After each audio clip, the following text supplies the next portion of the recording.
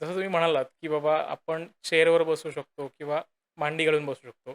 पण सगळ्या लोकांचा एक प्रॉब्लेम होतो, की मांडी घातली तर गुडघे दुखतात.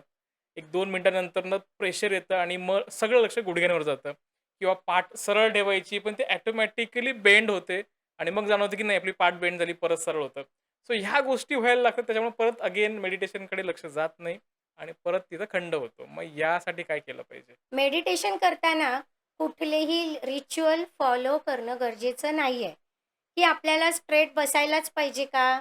नाही. आपण इव्हन काम करताना पण आपण स्ट्रेट नाही बसू शकत हां. कंटिन्यू. ते चांगलंच आहे स्ट्रेट बसणं, पण ते पॉसिबल होत नाही. हं. तर स्ट्रेट बसल्यानंतर हळू आपण असे खाली झुकायला हो. लागतो. चालेल, हरकत नाहीये.